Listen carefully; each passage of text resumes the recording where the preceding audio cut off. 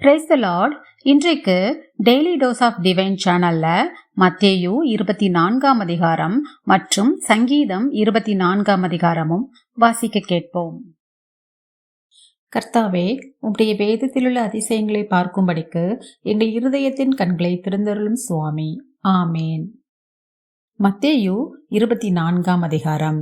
இயேசு தேவாலயத்தை விட்டு புறப்பட்டு போகையில் அவருடைய சீஷர்கள் தேவாலயத்தின் கட்டடங்களை அவருக்கு காண்பிக்க அவரிடத்தில் வந்தார்கள். இயேசு அவர்களை நோக்கி, இவைகளையெல்லாம் பார்க்கிறீர்களே, இவ்விடத்தில் ஒரு கல்லின் மேல் ஒரு கல் இராதபடிக்கு எல்லாம் இடிக்கப்பட்டு போகும் என்று மெய்யாகவே உங்களுக்கு சொல்லுகிறேன் என்றார். பின்பு அவர் ஒலிவமலையின் மேல் உட்கார்ந்திருக்கையில் சீஷர்கள் அவரிடத்தில் தனித்து வந்து, இவைகள் எப்பொழுது சம்பவிக்கும்? உம்முடைய வருகைக்கும் உலகத்தின் முடிவுக்கும் அடையாளம் என்ன? எங்களுக்கு சொல்ல வேண்டும் என்றார்கள். இயேசு அவர்களுக்கு பிரதியுத்தரமாக, ஒருவனும் உங்களை வஞ்சியாதபடிக்கு எச்சரிக்கையாயிருங்கள். ஏனெனில் அநேகர் வந்து என் நாமத்தை தரித்து கொண்டு நானே கிறிஸ்து என்று சொல்லி அநேகரை வஞ்சிப்பார்கள். யுத்தங்களையும் யுத்தங்களின் செய்திகளையும் கேள்விப்படுவீர்கள். கலங்காதபடி எச்சரிக்கையாயிருங்கள். இவைகளெல்லாம் சம்பவிக்க வேண்டியதே, ஆனாலும் முடிவு உடனே வராது. ஜனத்துக்கு விரோதமாய் ஜனமும் ராஜ்யத்துக்கு விரோதமாய் ராஜ்யமும் எழும்பும். பஞ்சங்களும் கொள்ளை நோய்களும் பூமி எதிர்ச்சிகளும் பல இடங்களில் உண்டாகும். இவைகளெல்லாம் வேதனைகளுக்கு ஆரம்பம். அப்பொழுது உங்களை உபத்திரவங்களுக்கு ஒப்பு கொடுத்து உங்களை கொலை செய்வார்கள். என் நாமத்தின் நிமித்தம் நீங்கள் சகல ஜனங்களாலும் பகைக்கப்படுவீர்கள். அப்பொழுது அநேகர் இடரலடைந்து ஒருவரையொருவர் காட்டிக் கொடுத்து ஒருவரையொருவர் பகைப்பார்கள். அநேகம் கள்ள தீர்க்கதரிசிகளும் எழும்பி அநேகரை வஞ்சிப்பார்கள். அக்கிரமம் மிகுதியாவதினால் அநேகருடைய அன்பு தணிந்து போம். முடிவு பரியந்தம் நிலை நிற்பவனே ரட்சிக்கப்படுவான். ராஜ்யத்தினுடைய இந்த சுவிசேஷம் பூலோகம் எங்குமுள்ள சகல ஜாதிகளுக்கும் சாட்சியாக பிரசங்கிக்கப்படும். அப்போது முடிவு வரும். மேலும் பாழாக்குகிற அருவருப்பை குறித்து தானியேல் தீர்க்கதரிசி சொல்லியிருக்கிறானே, வாசிக்கிறவன் சிந்திக்க கடவன். நீங்கள் அதை பரிசுத்த ஸ்தலத்தில் நிற்க காணும் போது யூதேயாவில் இருக்கிறவர்கள் மலைகளுக்கு ஓடிப்போக கடவர்கள். வீட்டின் மேல் இருக்கிறவன் தன் வீட்டிலே எதையாகிலும் எடுப்பதற்கு இறங்காதிருக்க கடவன்.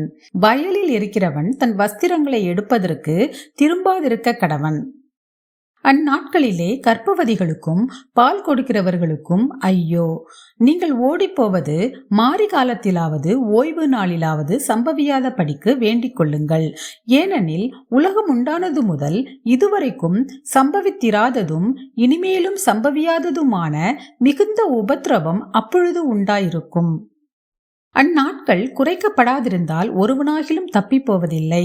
தெரிந்து கொள்ளப்பட்டவர்களின் நிமித்தமோ அந்த நாட்கள் குறைக்கப்படும்.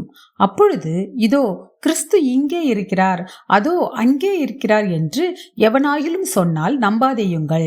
ஏனெனில் கள்ள கிறிஸ்துக்களும் கள்ள தீர்க்கதரிசிகளும் எழும்பி கூடுமானால் தெரிந்து கொள்ளப்பட்டவர்களையும் வஞ்சிக்கத்தக்கதாக பெரிய அடையாளங்களையும் அற்புதங்களையும் செய்வார்கள். இதோ முன்னதாக உங்களுக்கு அறிவித்திருக்கிறேன். ஆகையால் அதோ வனாந்திரத்தில் இருக்கிறார் என்று சொல்வார்களானால் புறப்படாதிருங்கள். இதோ அறை வீட்டிற்குள் இருக்கிறார் என்று சொல்வார்களானால் நம்பாதிருங்கள்.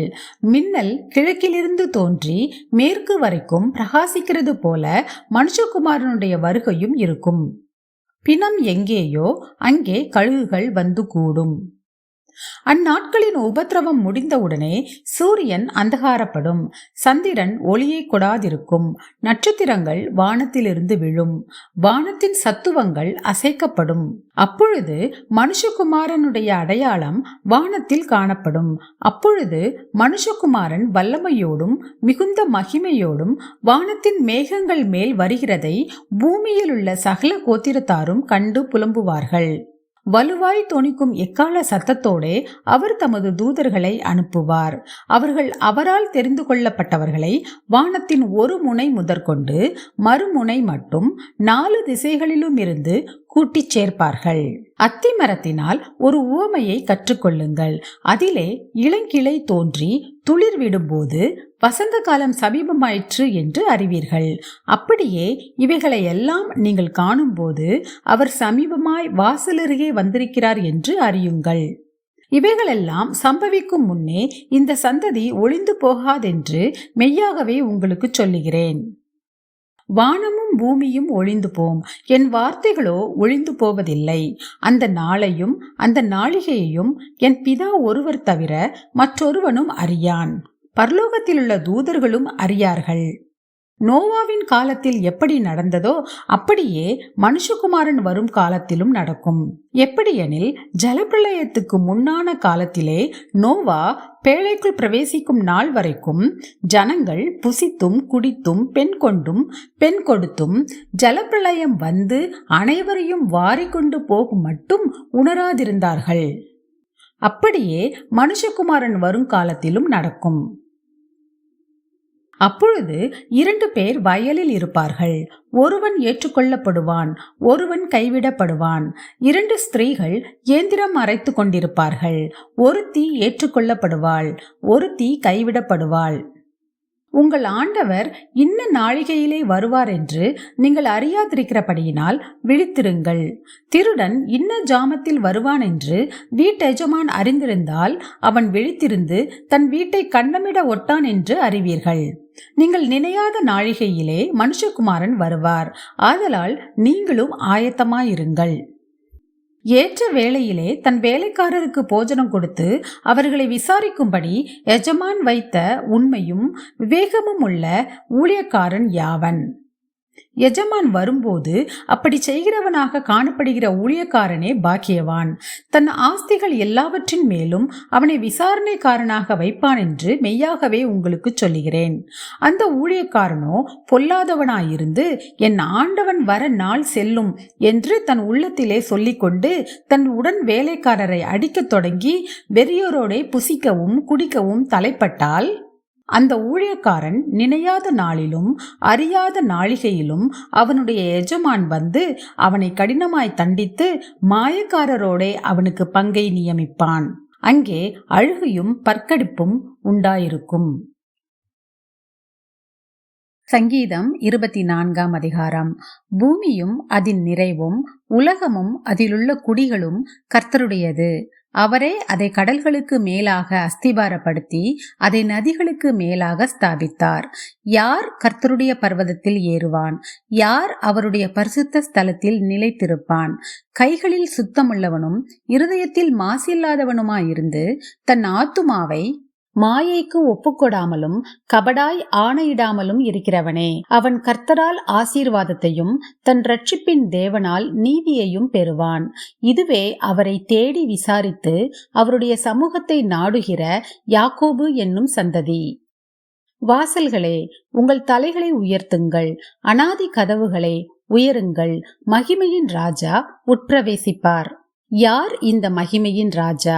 அவர் வல்லமையும் பராக்கிரமமும் உள்ள கர்த்தர்.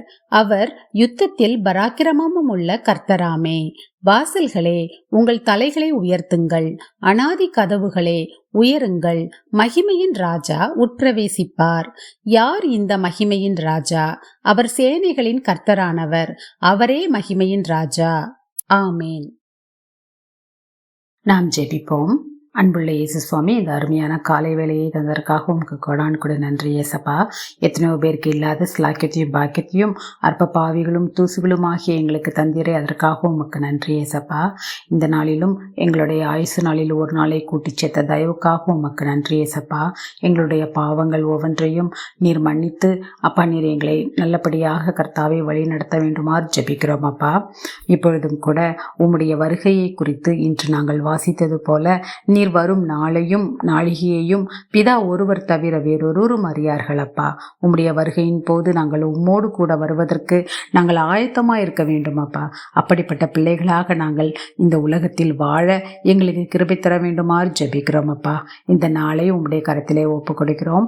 இந்த நாள் முழுவதிலும் நாங்கள் செய்ய போகிற ஒவ்வொரு காரியங்களையும் நீர்தாமே ஆசீர்வதிக்க வேண்டுமாறு ஜெபிக்கிறோம் அப்பா. போக்கிலும் வரத்திலும் எங்களோடு கூடவே இருந்து எங்களை பாதுகாத்து கொள்ளுங்க, வழி நடத்துங்க, ஆசீர்வதிங்க. இயேசு கிறிஸ்துவின் மூலமாக ஜெபம் கேளும் எங்கள் ஜீவனுள்ள நல்ல பிதாவே, ஆமேன். என் ஆத்துமாவே கர்த்தரை ஸ்தோத்ரி, என் முழு உள்ளமே அவருடைய பரிசுத்த நாமத்தை ஸ்தோத்ரி. என் ஆத்துமாவே கர்த்தரை ஸ்தோத்ரி, கர்த்தர் செய்த சகல உபகாரங்களையும் மறவாதே. ஆமேன், ஆமேன். நாம் அடுத்த வேத வாசிப்பில் சந்திப்போம். God bless you.